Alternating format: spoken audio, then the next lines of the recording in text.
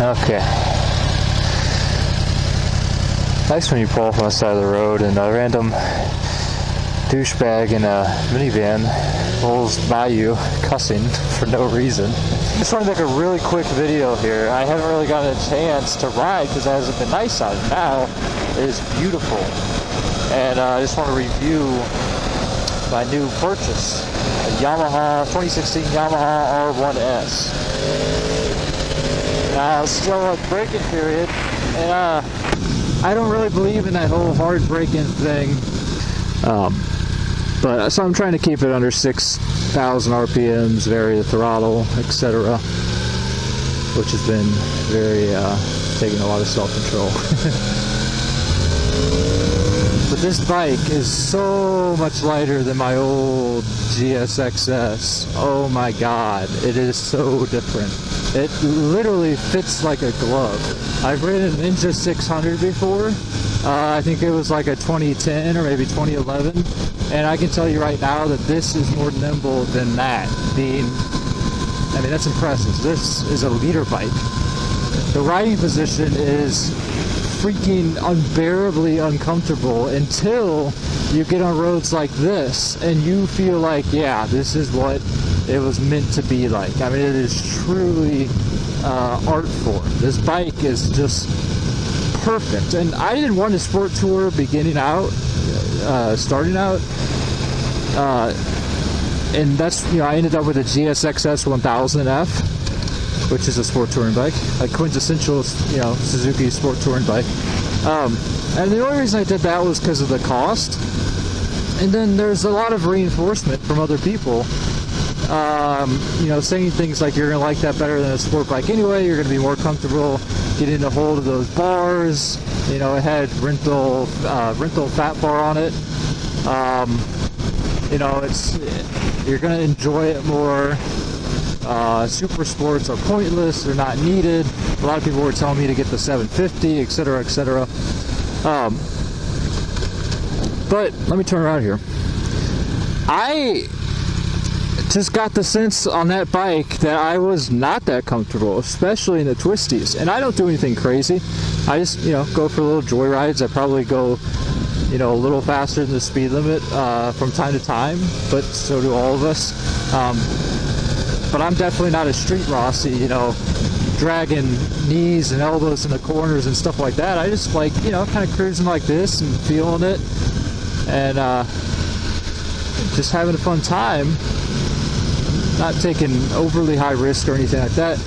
But even on that thing, it felt so front heavy, and I was just beginning to think I just wasn't a good rider. I mean, I wouldn't even be comfortable going this fast on that thing. And it really was the bike. It was front heavy. I got on this and it was so much more well balanced, and maybe it was just the feel of it. But I felt like all the weight was on the front of that bike, and I go into corners and it almost felt violent. Like it'd be like ooh, I'd have to settle in, and it was just not a good feeling for me. And then I got this, and it's like, oh my gosh, everything. It feels like it's just planted equally on both wheels. I'm just in the bike. The riding position, it felt disgusting when I first got on it, coming from a sport tour and then a DRZ before that. I was like, oh god, how am I going to get used to this? Like, this is just wrong. But then after riding it for a few hours, I was like, wow, this is how motorcycles are supposed to be. You're not supposed to be sitting on it like a freaking, ride it like a pony. Like, you're supposed to be leaned forward, knees out, that type of thing. It was so much better. I think people who tell you that sport touring bikes are the way to go are either old or they're just not comfortable on a sports bike. That's really what it boils down to. But they're not. The whole naked bike, sport touring bike, you'll be faster in the twisties thing, unless you're on a super light, supermoto or something like that. That whole thing's a meme, man. You cannot beat a super sport or super light supermoto. Don't get me wrong. But you cannot beat a super sport. And then people always bring up the other thing. You didn't need to get the R1. You know, all my friends said the R6 is plenty enough for normal roads, and they'll say it's more flickable and stuff like that. I hear that regurgitated over and over and over, not only from people I know, but from motovloggers, famous ones, you know, people on the internet saying leader bikes just aren't necessary. Well, by that logic, a 600 is not necessary either. Like, that'll outpace probably most Italian supercars, lower end ones anyway. It can go from, you know, 0 to 100 in an ungodly fast amount of time. Really, the only thing necessary on the road is a 300. But it's like, why do we make sports cars then? Why do we make supercars? Because it's fun.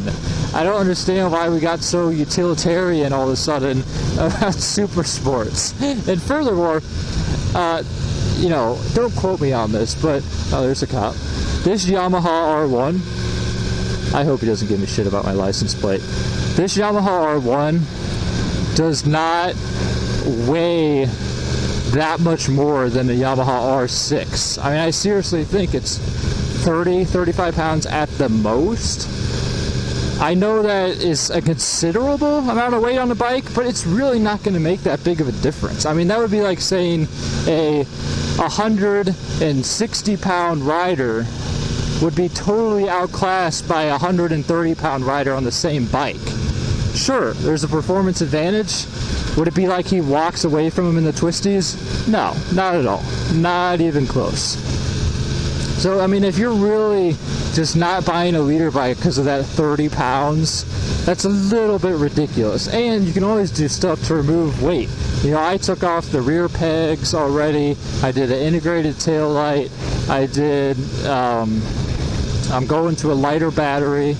Actually, it just came in today. I accidentally shipped it to my parents' house, which is why I get to ride these lovely, gorgeous back roads. Honestly, I like just cruising like this at 30 miles an hour just as much as I like kind of tearing it up a little bit. It's just so beautiful out here in Missouri in the springtime. But let me close that. It's probably too much wind noise.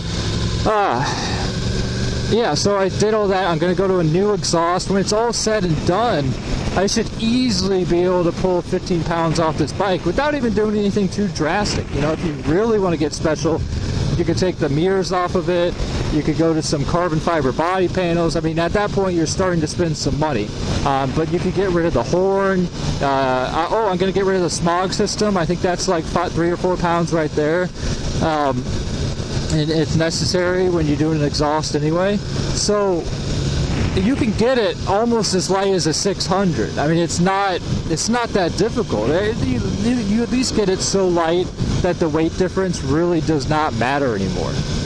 I mean, it's just so negligible. It's not like you're going from a sport bike to a cruiser. People mix that up. Hey, look at this guy. What is that? DRZ. That's cool. Reminds me of my beginning days. But yeah, I talk about I say that like it was like 5 years ago. I think it's only been about a year and a half. I rode dirt bikes before that though, don't worry. But just go for, if you have the money, go for a 1000. This was a 2016 R1S, not as good as the R1M. And I came off the showroom floor. You know, it's old. There's 2019s out now. You got to think about that. I walked away for about 11,000. That's with the delivery charge or whatever, even though I drove it home. Kind of bullshit. All those extra charges added on. Let me see if I can pause my music. Oh, good. Nice. Whoa. Fifth gear. 30 miles an hour. No big deal.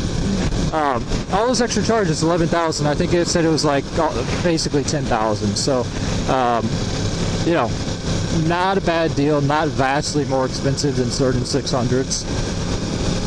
In fact, you know, if you want to get a 2018 or 19, you'd probably be paying more. So the price difference isn't crazy. I mean, it's really, here's the one reason why I would think twice about getting a 1000. And none of the motovloggers say this, So it takes a guy with under 20 subscribers to actually say something sensible here. The insurance on a 1000 is going to be more expensive than it would be on a 600. That's just how it is. And it's certainly going to be more expensive than it would be on a sport touring. The insurance on a leader bike, a Super Sport 1000, is going to be a lot more expensive than it would be on a sport touring or a 600. I think my insurance almost doubled on this bike. Now, if you're getting liability only, it's not really a big deal. It's not something you take into consideration that much anyway. Excuse me. But you got to remember, when you finance a bike, you usually cannot get liability only. The bank that owns it will want you to have full coverage for obvious reasons. So think about that. I finance this. I'm not above admitting that. I finance a lot of my bikes. I financed everyone so far except the DRZ. I'd rather take the $0 down and just make monthly payments. I have enough money in my bank, but to me, it doesn't make sense to drain, 60 to 70% of my bank account. I'm definitely not rich to buy these things. And then people will say, well, you shouldn't buy things you can't afford. Well, you look at the price difference over the years, you're really only paying, I think mine was $2,000 more. So to me, it's worth it to have, I could have this, or if I wanted to buy something I could quote unquote afford out of pocket, I'd probably be looking to spend no more than $4,000. So what would that even be? An old used 600. I'll take a brand new bike, pay $2,000 over time instead of an old used 600. So that's another thing you got to think about. Financing isn't the devil like everyone makes it out to be. If you're willing to just accept the fact that you're going to pay a little more over a longer period of time, then yeah, whatever, get what you want. I mean, people do it with cars all the time. Hardly anybody buys a car outright. So, at least here in America. So I don't know why everyone, gets all butthurt about financing. I mean, I think it's maybe a pride thing. They want to show how big of a man they are because they, drain 98% of their bank account on one bike to say, I own this thing. But it's a little ridiculous. This looks like a fun corner. Woohoo! God, it's just like disgustingly flickable. It handles so good. It's unbelievable. And part of what's got to be taken into consideration is I'm definitely a lighter rider. I only weigh about 160 pounds. So maybe I do better on a sport bike than I do on a sport touring, I don't know.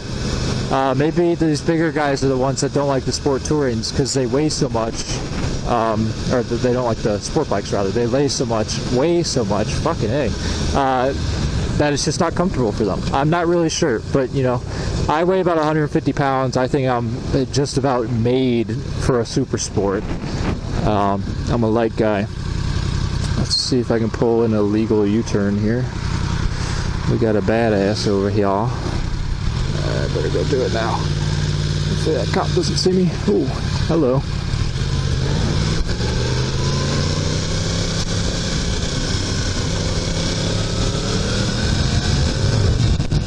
Oh, another thing I want to mention in my never-ending rant about why super sports are better than sport touring bikes. The aftermarket is insane. I mean, holy cow, this bike has only come out, I guess it was released in probably 2015, so it's only been out from 2015, and there's unlimited amounts of stuff I could do for it. I actually found a taillight.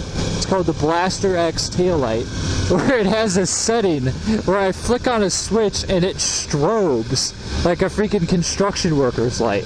I mean, I'm sorry, you're just not going to find that stuff on a sport touring unless it's been out for 10 years maybe. But I got a quick shifter factory part, or endorsed by Yamaha at least. Yamaha's not really making, Suzuki rather, I don't think was making quick shifters for their GSXS. Nobody was hardly doing it. There was a few, and they were very expensive.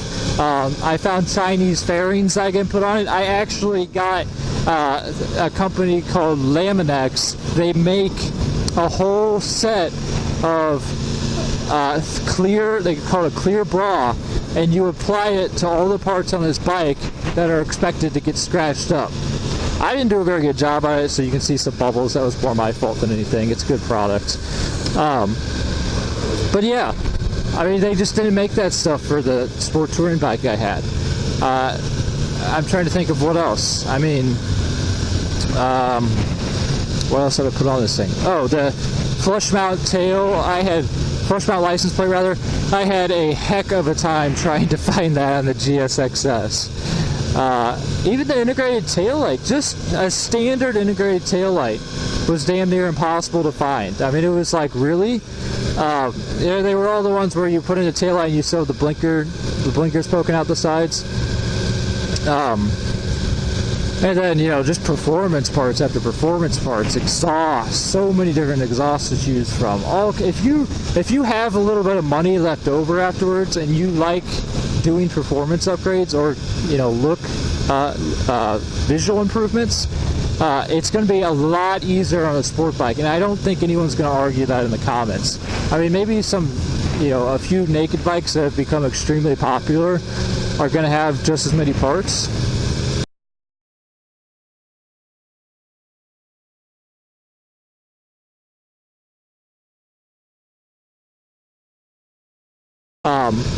But